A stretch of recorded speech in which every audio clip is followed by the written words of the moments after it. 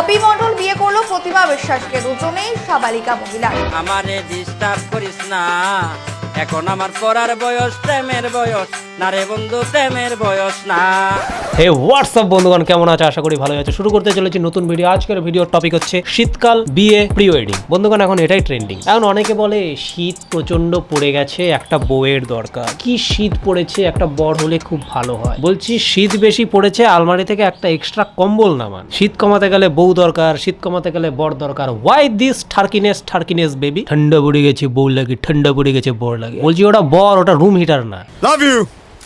দাদু ঠাকুরদা গল্প করতো, ওরা নাকি দিদা ঠাকুমাকে একবারে ছাদনা তলায় দেখছে। তার আগে বাড়ির লোক বিয়া ফিয়া ঠিক করছে, সবকিছু কমপ্লিট হয়ে গেছে, একদম ডিরেক্ট দেখা হয়েছে ছাদনা তলায়। আর এখনকার দিন কত অ্যাডভান্স দেখো, বিয়ের আগে প্রি ওয়েডিং ভিডিও শুট হয়, ফটো শুট হয়। মানে এমন একটা ব্যাপার দাঁড়াইছে, মানে পুরোহিত ছাড়া বিয়ে হয়ে যাবে, কিন্তু প্রি ওয়েডিং ছাড়া বিয়েটা এখন প্রায় অসম্ভব লেভেলের পৌঁছে গেছে। আর এই প্রি ওয়েডিং এর ক্ষেত্রে আমি অনেক প্রি ওয়েডিং দেখছি বন্ধুগণ, তবে এই একটা প্রি ওয়েডিং এই সিজনে আমার চোখে পড়ছে। অনেক বউয়ের আবদার থাকে যে আমার বর অলওয়েজ আমার হাতের মুঠোয় থাকবে। তো হাজবেন্ডেরও তো একটা আবদার থাকতে পারে, বউয়ের হাতের মুঠোয় যদি বরই থাকে, বরের হাতের মুঠোয় তো কিছু থাকা উচিত। And this is the material. Pre wedding নাকি খাবলা খাবলি, এ ওর পদে খাবলে ধরছে, এ তার পদে খাবলে ধরছে। খেলাধুলা করতাম না তখন, যদি রাগ উঠতো কোনো বন্ধুদের মধ্যে, ক্যাচাল ব্যাচাল লাগতো, প্রচন্ড রাগের উদ্বেগ প্রকাশ করার জন্য একটা লাইন ইউজ করতাম, রাগ থাকে তোর বিচি ফাটাই দিব। And if that had a face. এবং এই ছোট্ট একটা প্রি ওয়েডিং এর সিন টোটাল পোস্ট ওয়েডিং লাইফটাকে ডেসক্রাইব করে দিচ্ছে। লাক্সারি গাড়ি সাজিয়ে বরের এন্ট্রি, বাইকে করে বরের এন্ট্রি, হেলিকপ্টারে করে বরের এন্ট্রি, ঘোড়ায় চড়ে বরের এন্ট্রি, এসব এখন অতীত। ট্রেন্ডিং তো এটা। মানে যারা মেয়েটাকে বিয়ে করতে চেয়েছিল, কিন্তু মেয়েটা আলটিমেটলি তাদেরকে যাই হোক ছেড়ে ফেলে দিয়ে আলটিমেটলি একে রাজি হয়েছে বিয়ে করতে। এবং বরের খুব সন্দেহ এবং ভয় যে বিয়ের সময় না সেই এক্স বয়ফ্রেন্ড গুলো এসে বাধা দেয়, সেজন্য ডিরেক্ট কোনো রকম রিস্ক না নিয়ে বুলডোজার নিয়ে ঢুকেছে, সামনে যে কয়টা এক্স বয়ফ্রেন্ড আসবে উড়িয়ে দিয়ে ছাদনা তলায় এন্ট্রি নেবে।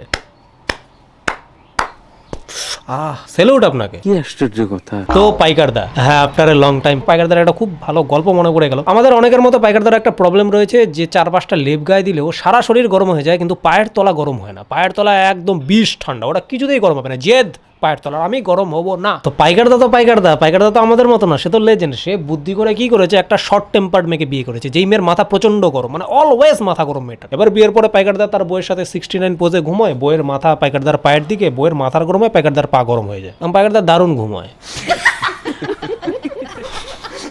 পাইকারদা লেজেন্ড।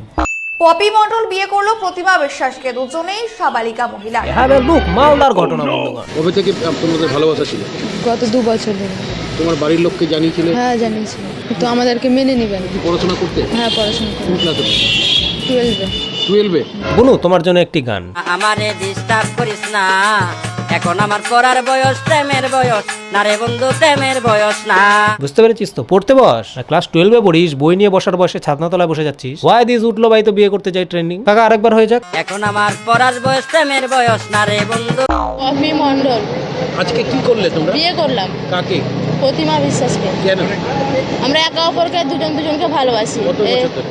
গত 2 বছর থেকে। মাননীয়া নেহা ধুপিয়া বলে গেছেন, it's her choice, it's your choice. দুই বান্ধবী বিয়ে করতে পারো, কিন্তু ব্যাচেলার ছেলেগুলোর কি হবে বলতো? বিয়ের জন্য মেয়ে পাচ্ছে না, প্রত্যেকটা শীতকাল যায়, প্রত্যেকটা বিয়ের সিজন যায়, তাদের কি হবে বলতো? তোমরা যদি এখন মেরা বিয়ে করা শুরু করো, এই ছেলেগুলোকে তো নুনুতে গিট দিয়ে সারা জীবন কাটাতে হবে গো। লাইফে উন্নতি করে একটা ছেলে কি জন্য? তার লাইফ পার্টনারকে ভালো রাখার জন্য। ছেলেদের তো এটাই দায়িত্ব, নিজেরা ভালো থাকার থেকে তার পার্টনারকে ভালো রাখবে। সেই জন্যই তো মোটিভেশন লাইফে কাজ করা, স্ট্রাগল করার সবকিছু। যদি মেরা তোমরা যদি বিয়ে করা শুরু করো, ওরা কাকে দেখে মোটিভেশনটা পাবে? কাকে দেখে স্ট্রাগল করার জন্য শক্তি জোগাড় করবে নিজের মধ্যে? কাকে দেখে ফিউচার প্ল্যান করবে? কাকে দেখে জীবন কাটানোর একটা কন্ট্রোল? তবে হ্যাঁ, তোমাদের এই বিয়ে কিন্তু একটা মিথ, একটা ভ্রান্ত ধারণা দূর করে দিয়েছে। আমাদের মধ্যে একটা কথা প্রচলিত ছিল, বা আমরা বিশ্বাস করতাম, ভাবতাম যে একটা মেয়ে কখনো আরেকটা মেয়েকে সহ্য করতে পারে না, তার ভালো দেখতে পারে না। উপরে যতই বন্ধুত্ব থাক, ভেতরে হিংসায় চলে। কিন্তু দুই বান্ধবী মিলে তোমরা এই বিয়ে করাতে এই ভ্রান্ত ধারণা দূর করে দিলে। আপনাকে ধন্যবাদ। যাই হোক, তোমাদের বিবাহিত জীবন অনেক সুখের হোক, অনেক শুভেচ্ছা, বুক ভরা ভালোবাসা, পেট ভরা বিরিয়ানি। তবে আমার হোমমেড পিএইচডির মাধ্যমে একটা থিসিস রেডি করেছি, তোমাদের সাথে শেয়ার করি। শোনো না, লেগে রাখো, ভিতরে কাজে লাগবে। আমাদের জীবনের না 3টে অধ্যায়: জন্ম, বিবাহ এবং মৃত্যু। ভগবান চাইলে কিন্তু জন্মের পরে মৃত্যুটা দিয়ে দিতে পারতো, মাঝখানে বিবাহের প্রসিডিওরটা রাখতে নাই পারতো, কিন্তু কেন রেখেছে? কারণ আমরা ভগবানের সৃষ্টি, আমরা ভগবানের অংশ, আমরা ভগবানের শিষ্য। সে চায় না আমরা ফট করে কষ্টটাকে ফিল করে ফেলি। কারণ জন্ম মানে সৃষ্টি হলো, ফট করে যদি মৃত্যু মানে ধ্বংস হয়ে যায়, সেই আচমকা ব্যাপারটা আমরা কিন্তু নিতে পারবো না। সেজন্য মাঝখানে একটা বিয়ে নামক প্রসিডিওর ভগবানই ক্রিয়েট করে দিয়েছে, সৃষ্টি করে দিয়েছে, যে জন্ম, আধা মরা, ফুল মরা। বিয়ের মরশুমে বানানো এই ভিডিওটি লাস্টে 2-4টা লাইন না বললেই নয়। বন্ধুগণ, সোসাইটি এখন এমন একটা পর্যায়ে পৌঁছেছে যেখানে কোনো একটা বংশের ছোট্ট একটা ফ্যামিলি যদি হঠাৎ করে বেশি টাকা ইনকাম করে হাই সোসাইটি মেনটেন করতে আরম্ভ করে, তখন তারা তাদের বিয়ের রিসেপশনের জন্য প্রথমে করে ইনভাইট লিস্ট, তারপরে সেটাকে করে শর্ট লিস্ট। এই মালতী মাসিদের অবস্থা এখন খুব একটা ভালো নেই। নুন আনতে গিয়ে পান্তা ভরা, ইনভাইট করলে গিফটই কতটা দিতে পারবে তার নেই ঠিক। গোষ্ঠী শুদ্ধ হয়তো খেতে চলে আসবে কাট কাট কাট।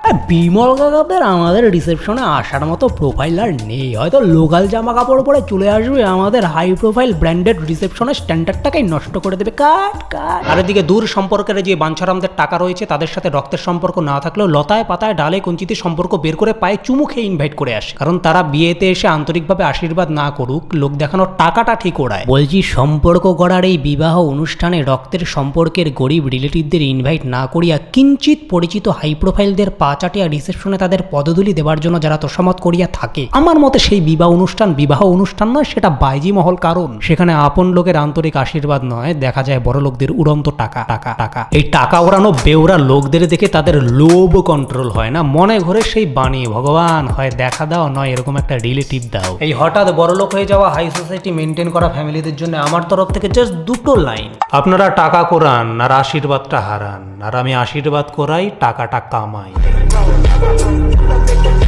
পার্থক্যটা শুধু শির দ্বারা। তো বন্ধুগণ, আজকের মতো ভিডিওটা এখানে শেষ করছি। ভালো লাগলে লাইক শেয়ার সাবস্ক্রাইব করে দিও, আর কমেন্টে জানিও তোমাদের কোন পার্টটা সব থেকে ভালো লাগলো। আর তোমরা খুব ভালো থেকো, সুখে থেকো, সুস্থ থেকো, হাসি খুশি থেকো। যাই আমি গিয়ে ব্লেজারটা ইস্ত্রি করি, অনেক বিয়ের নিমন্ত্রণ আছে। কফি, চিকেন পকোড়া, চিংড়ি মাছের মালাইকারি দিয়ে খেয়ে কাচের প্লেট গিফট দিয়ে মানুষের বরবাদি দেখতে হেভি লাগে। আর যদি তুমি সেই পথে অলরেডি হেঁটে থাকো, তাহলে তো কোনো কথাই নেই। যদি তোরে দেওয়া আঘাতটুকু রিটার্ন করি, তুই কি সইতে পারবি?